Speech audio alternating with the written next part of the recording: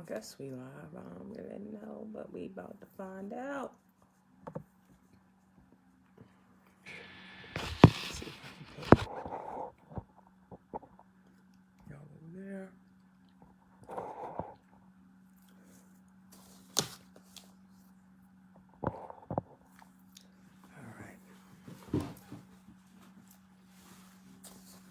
All right. We still got a couple of minutes, so I see there's a couple of people already in here. We have a couple of minutes, so I'm just going to kick it and relax and finish my fish sandwich and sip my drink until it's 7 o'clock. Welcome to Poets in Pajamas.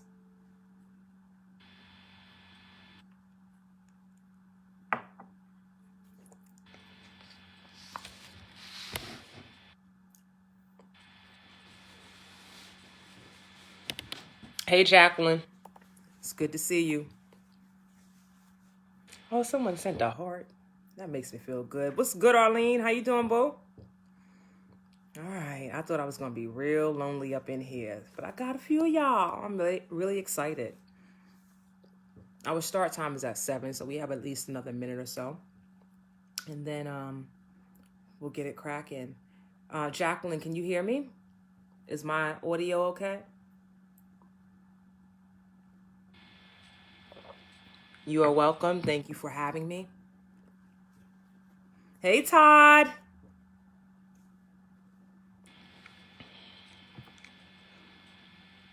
I'm super nervous.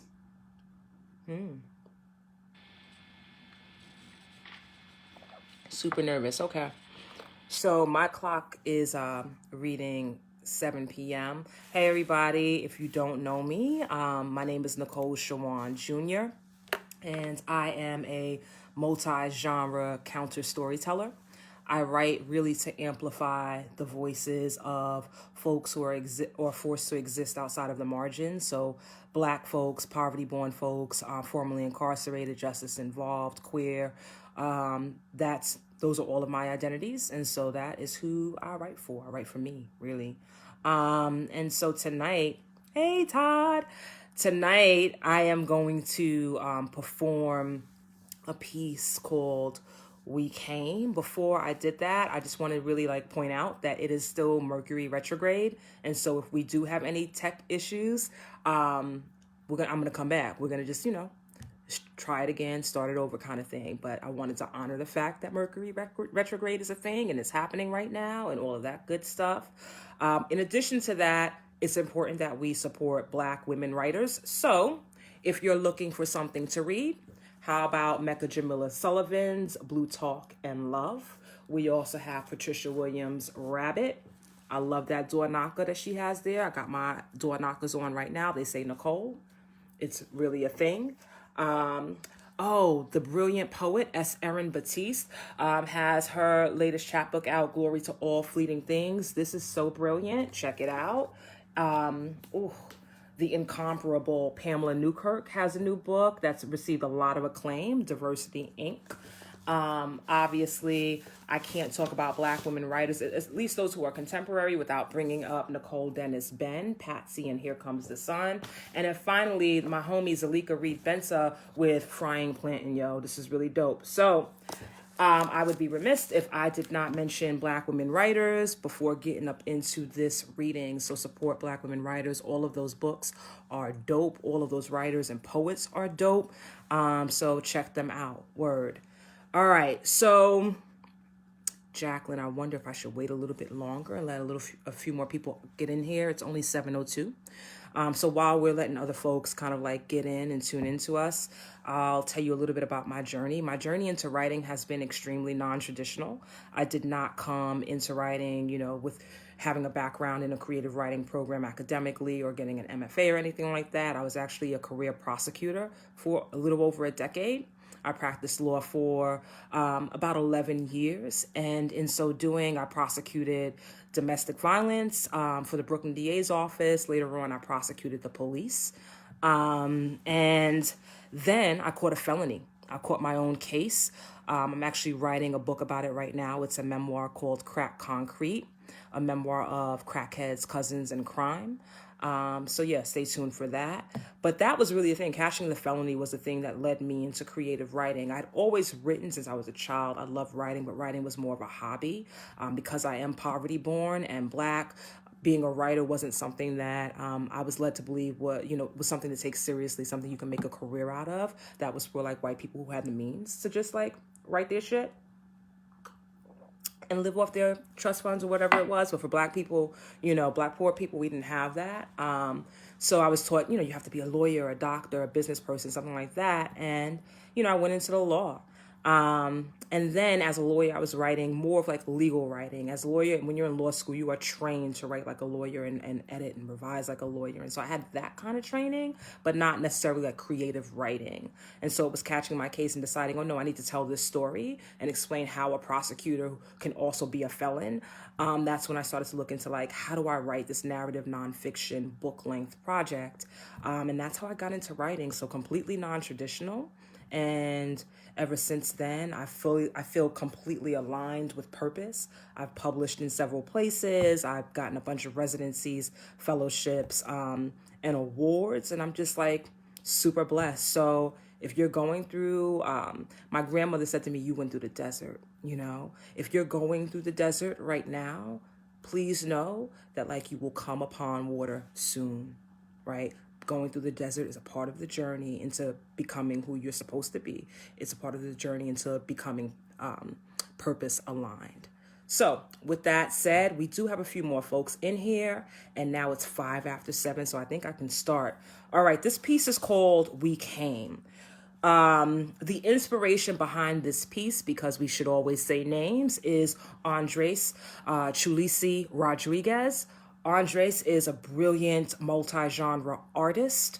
One of his latest pieces is a piece in Voices on Addiction in the Rumpus, where he talks about being crack addicted himself. One of the reasons why I love... Oh, hey, Matthew, I'm so happy that you're here. One of the reasons why I love Andres is because he is super transparent and vulnerable. I don't want to misgender. I'm so sorry. So they are super transparent and vulnerable. And one of those examples of their transparency and vulnerability happened last summer in 2019. Throughout the month of June, they were posting about their recollections of the Christopher Street Pier, which is here in New York City where I live. It's in the Greenwich Village. And the Christopher Street Pier is a place where all of us queer, Black, Latinx, broke, poverty-born kids would meet, would go sometimes, would live and work. That was a place that we found community. And I'm talking about from like, way back in the day before I was born. And so I was maybe like mid-20s. I would always, every summer, I was at the pier amongst community. And so that was the place that we found community, family, and love. And so looking at Andres's Facebook post led me to want to write this piece. So this piece is called We Came. I'm going to take a sip of my drink. All right. We came. We came from all 5 boroughs. Your Tim smacked that concrete curb. A silver world at your back, 40 off to your side, the bridge miles away. You headed past the matchbox frame forest and creased lawn, sprouting patchy like beards. On Sutphin, you waited for the Q6. Planes hummed high until you dipped low into the subway. You packed a pocket seat. Legs spread wide as your scowl, the E-train shuttled you forward like a bullet through barrel. A 20-year-old woman was hospitalized and suffered a broken spine after being attacked by a man using anti-gay slurs, according to the NYPD. The man fled the subway at a Forest Hills Queens stop. NBC News. We came from all 5 boroughs. You walked the neck of weather-worn road between cast iron hedges and towering brick, beyond ash black rubber squares, waxen ground chandeliered by squeaky swing sets. You followed the mossy river that dandled your nose and headed down the hill to catch the dollar van. On the ferry, you rode the lowest level. Sitting outdoors, you sucked smoke from the blunt pinched where your index met thumb. Your do-rag's tail wind slapped like a cape, the city before you beckoned. The uptown one, half a harbor away. 23-year-old Taylor D'Souza had to get stitches after her Uber driver assaulted her. "You fucking lesbian, get out of my car," he screamed while striking her in the head. "He told me he'd chop me up and throw me in the river," D'Souza said. WPIX 11, New York. "We came from all 5 boroughs, 1 park away from where black boys opened high-rise doors and white girls slept in Amsterdam Ave apartments. You danced along 115th Street.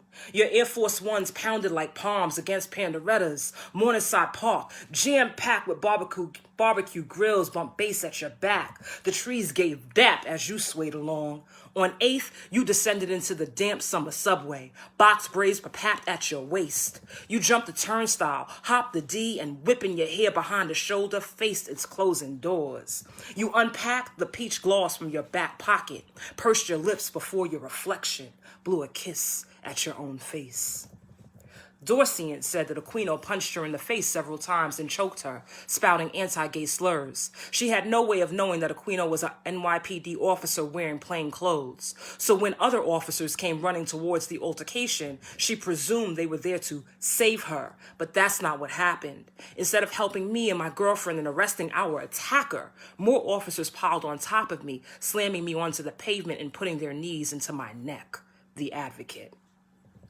"We came from all 5 boroughs, the Bruckner, a boombox of honking trucks and whizzing cars. You ambled along past the squat groserias and dingy dollar stores, beyond the graffiti-etched stone slabs and the rubble playgrounds of your youth. You crossed Westchester's bustle before bounding up the rusted, red-roof stairs. On the platform, you waited for the Brooklyn-bound 6, stiff and staring out the stainless glass windows, beyond the tarred rooftops and brick apartment buildings. The stretch of concrete crests and clefts of foreshadowing, the dusty streets and abandonment, the silence, a prayer." On the Brooklyn-bound train, Thomas screamed, "Dyke!" He launched at them and beat one of the women until she fell to the ground unconscious. The 24-year-old was taken to a hospital where she was treated for a concussion and a broken eye socket. New Now Next. "We came from all 5 boroughs.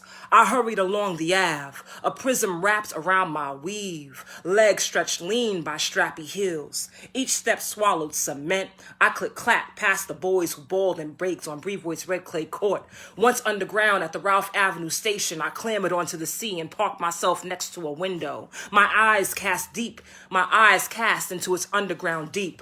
Utica, Kingston Throop, Nostrand, the subway a somber stereoscope. The older strap hanger's fist clasped, one around a hovering metal bar, the other around a pocket Bible. In Genesis, she sneered before jutting her chin at my bonneted flag, there were Sodom and Gomorrah. In 1994, Jane Doe, 27 years old, black and lesbian, was raped in broad daylight. Despite Doe's immediate police report regarding the assault, the Daily News called her a liar. The headline read, "Rape Hoax, the Real Crime." The Daily News and NYPD launched into a vicious smear campaign against Doe, charging that she made up the rape and threatened to arrest her. The case was dropped and her assailant went free. 24 years later, however, Doe's rapist was identified through DNA evidence. At that time, he was already serving a 75-year prison sentence pursuant to several other rape convictions that predated his identification as the assailant in Doe's assault. The Daily Beast. We came from all 5 boroughs, pushed up from rails, our hands shoved turnstiles. On Christopher Street, we saw ourselves among the rainbows draped on storefronts. At our promised land's gates, we angled past the parked police cars, smoked through 7th Avenue swell, and hustled towards the pier. Each of us yearning that small slither of terrain. Isis came from Southside Jamaica. Isis, whose fresh navy Yankee brims above her hazel eyes. Isis, whose seashell bronze skin seemed too smooth to have weathered many storms. Isis, whose voice seemed too soft to have said many no's. Fire came from Stapleton Projects. Fire who walked heavy limp hard. Fire whose skin was cognac brown. Fire whose left eye was busted black. Fire whose belly jiggled above denim shorts that lingered beneath her knees. A twisted cigar saddling her lips. Fam, she sang, you trying to get up on this blunt? Vicky came from uptown. Vicky whose face was fingernail scratched. She danced to the radio resting in an old bicycle basket, the one parked beneath the crimson awning with the white script, Village Cigars. Yo, where was you last night, bitch? We was out here, she called. Yesenia came from Castle Hill. Yesenia whose skin was pale as Puerto Rican sand. Yesenia whose curls whisked from the side of her cornrows. Yesenia whose crooked Lucy dangled from her mouth's edge. Yesenia who spat, "Ayo, Nick, where you been?" I came from Bed-Stuy. I came looking for the woman's touch I hadn't yet found back in Brooklyn. I came for your cologne in my nose, your fingers fisting my nape, the taste of your thighs on my tongue. I found you while walking along Christopher's long corridor. A pint of Bacardi lined my purse. Our hands lanyard laced as we strolled the stretch. Purple haze spritzed the air.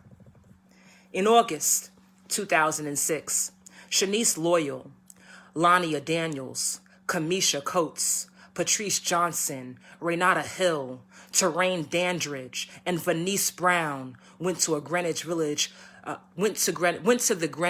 for a night out. Dwayne Buckle, a DVD bootlegger, catcalled 19-year-old Johnson as she and her 6 friends walked down the West Village's 6th Avenue. "Mister, I'm gay," Patrice responded. Buckle threatened to rape her straight and threw a punch. As Buckle ripped hair out from one of their heads and choked another, the young women threw fists of their own, and one of them even stabbed Buckle in return. Buckle did not, however, face any criminal charges. All 7 of the young women were charged with felonies and regarded by the media as a wolf pack of killer lesbians. 3 pled guilty. 4 were found guilty at trial and were sentenced to between 3.5 and 11 years in prison. NPR code switch. We came from all 5 boroughs, us, a ragtag parade. Once we reached the West Side Highway, elbows locked into a chorus line, we sang Missy at the top of our lungs. Ooh, I don't need, I can't stand no minute man. I don't want no minute man. Just open air and the spectacle of Jersey skyline before us, seagulls lapping at the river, the ocean, the orange sun slicing into the Hudson's waves. We danced and shimmied across the stretch of highway, too caught up in the familiar of us to race the time. On the night of May 11th, 2003, 15-year-old Sakia Gunn was returning to her Newark home from a night out in NYC's Greenwich Village with her friends.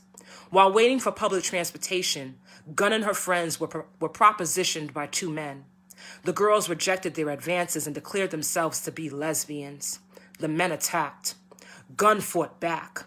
One of the men stabbed her in the chest. Gunn was taken to a nearby hospital where she was pronounced dead. New Now next. We came from all 5 boroughs. Horns blared and motors rumbled out of the way. But the crosswalk, that was our stage. The car beams, those were our spotlights. The cussing drivers, they were our fans. "Move, you dykes," someone yelled. "Fuck you," we screamed. We fought foes much more our match before. Wearing cloaks of fortitude, we balled into a fist, dropped down into eagles, and twirled our fingers into frames. We came from all 5 boroughs. Remember? We came. Thank you. That was We Came. And that is it's a narrative nonfiction piece that is going to be published this week, actually. We are revealing it. It's in Lambda Literary's anthology called Emerge. And that is going to be released and premiered this week at AWP in San Antonio, Texas, where I will be, and I'll be reading with fabulous writers and poets as a part of Lambda Literary and Copper Canyon Press's storytelling reading. So I hope you enjoyed that. I've been drinking a little bit because I've been nervous. This is my first time doing a reading online and knowing that this will exist forever in this virtual space. So I hope that that was okay for you guys. If this is now the time for you all to open up any questions that you may have, thank you so much. Madeline, thank you so much for that. Arlene, Mad Love Fam, thank you. If you have any questions, this is the time to kind of like type them in. Jacqueline, I think, I don't know if folks can see what everyone is typing. Thank you, Arlene. Thank you so much. Any questions you have, I am here to answer. So we're supposed to be on until 7:30, and I'm here for that. Thank you so much for that compliment, Arlene. Thank you so much, Madeline. I really appreciate it. I guess I should talk. Thank you so much, Tiffany. Mad love. I appreciate that. It's hard, being vulnerable and being open and trying to like give that intimacy when you're staring into a cell phone screen. Like, there's this wall up. Thank you so much, Cezinia. Fam, I have so much love and respect for you. Another dope-ass writer, by the way. So many dope-ass writers are here. Todd is a dope-ass writer. So follow all of these folks who are here. Todd, I see your first question is tell us about Roots, Wounds, Words Writing Workshop for Women X. Great question. Thank you.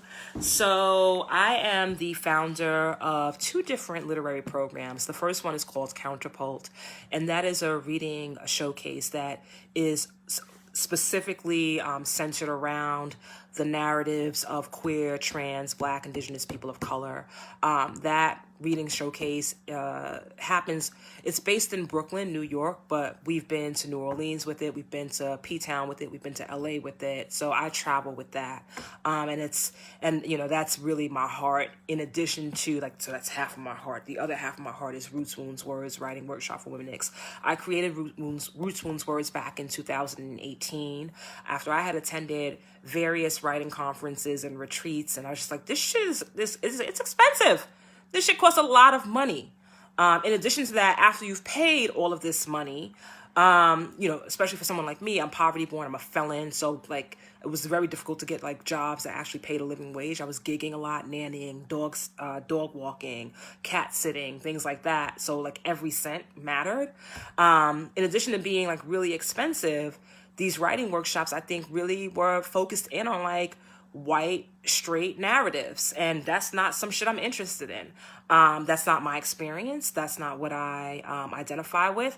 I am a proudly queer Black femme, and I wanted to see those stories that represented me. I wanted to see myself on the page, in addition to writing myself on a page. And so if I was coming into money issues with attending these writing programs, and also identity, seeing yourself and just feeling erased from the canon, I know other people were feeling that way, so I decided to create Roots, Wounds, Words, which is a writing workshop that's all about providing poverty-born, queer, trans, differently abled, Black, Indigenous POC folks, formerly incarcerated, justice-involved folks with an opportunity to not only participate for free in writing workshops, and I'm talking about 10-week-long writing workshops for free, and also receive craft lessons, but also to see themselves on a page. So in Roots, Wounds, Words, we read us, period. In addition to that, we perform. Every storyteller who participates in Roots, Wounds, Words performs at least twice in public storytelling showcases. And by the time they leave the workshop, they're published, because we also have anthologies wherein we publish every single storyteller. So by the time you leave and Roots, Wounds, Words, and you go through our entire experience, you really have, if you didn't consider yourself to be a storyteller or a writer, you certainly do at that point, and you also have the beginnings of your own artistic kit to begin to promote and market yourself. So that's Roots, Wounds, Words. I hope I answered that question. Okay, let's see. Any other? Thank you so much for that question, Todd. Jacqueline, I see you have a question here. I was wondering if you find writing energizing or exhausting. both. I think doing the dump. So the way that I look at writing, I kind of bifurcate it into the dump and then into the revisionary process. So the dump is when you're just putting the story on the page, right? So we're not looking to make it pretty. It doesn't have to be grammatically correct. There are mad spelling mistakes. Like, we're not looking at any of that shit. It's just, the story is here. Story is here. Now let me get it onto the page. That's it, right? So the dump for me is stupid energizing because I can't wait to get it down on that page, right? And I can't wait to be at a point where I can begin to revise it because I know what I wanted. I hear it. I hear it in my head. I know what it's going to sound like. I know what I want it to be. So because there's that excitement, because there's that expectation of like what it's going to be, I'm stupid excited for it. But like the revisionary process, sometimes it's mad exciting, but I think initially that revisionary process is exhausting because you realize when you first start polishing a piece after you've dumped it, now it's like, all right, I've just read the dump. Oh shit, this shit is terrible. I got to get it into some type of good shape. That feels daunting, right? When you first start that feels really daunting. It feels like a really high mountain to climb. But I think once you get past that, like, third, fourth draft, then it's like, oh yeah, we're getting closer to it. Okay, now I'm excited again because I feel it, I hear it, I see it, it's almost there. So now I'm really energized by the process. I hope that answers your question, Jacqueline. Any other questions, y'all? It's so weird waiting for folks. You're like, oh, if you don't have questions, maybe y'all not interested. But that's, what that is? That's the imposter syndrome stuff. That's that insecurity stuff that we fight against every day as writers, right? Like, who's really going to read this or care about it? And people do read it. People do care about it. I know our writing impacts folks when we don't even know it. So I'm going to kind of just lean into this vulnerability and this waiting and just be like, okay, questions will come, and that's great. And if they don't, that's great too. I'm just glad to be in community with y'all. Word.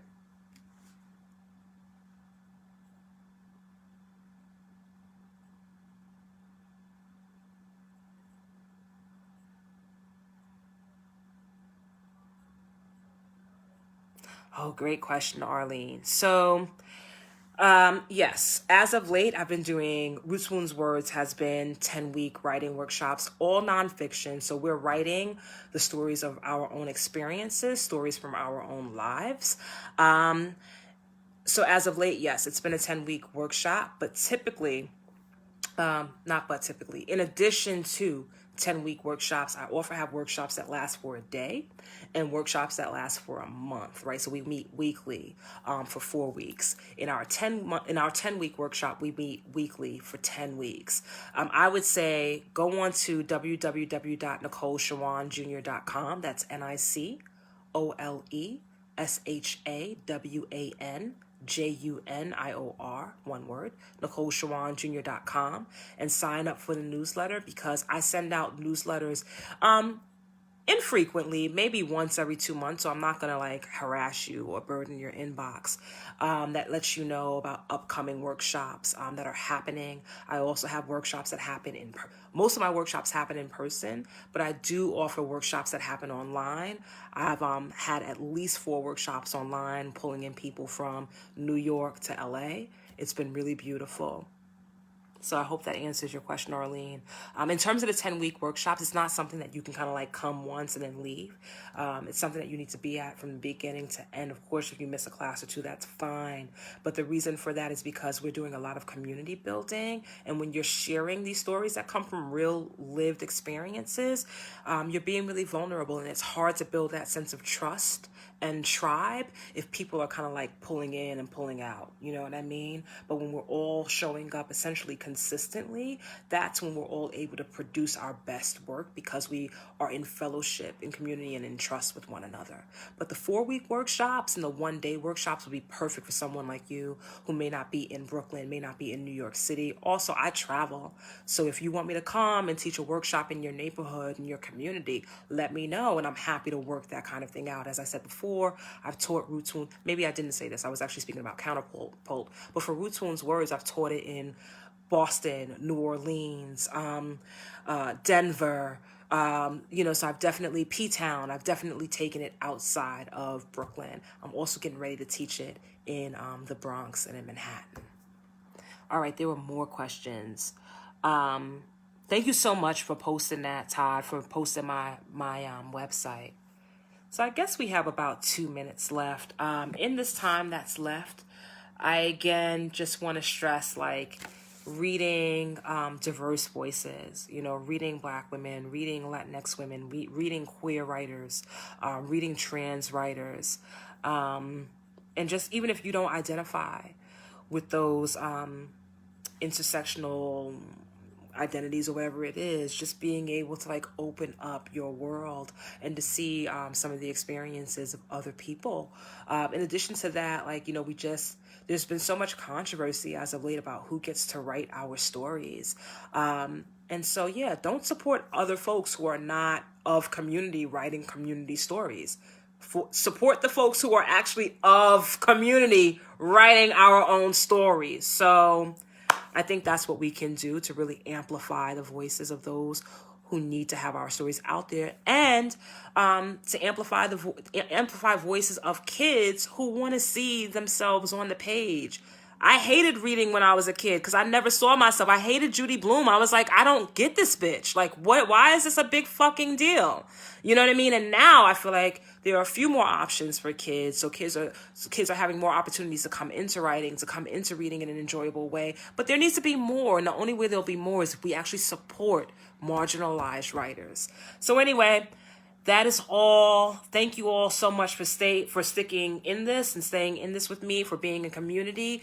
If you are working on a writing project, if you have a manuscript in progress, if you have a book coming out, an essay coming out, if you have a poetry slam, a prose reading, whatever it is, please let me know. I love to support community, and I will do the same. Mad love. Okay. All right, I'm going to finish this now.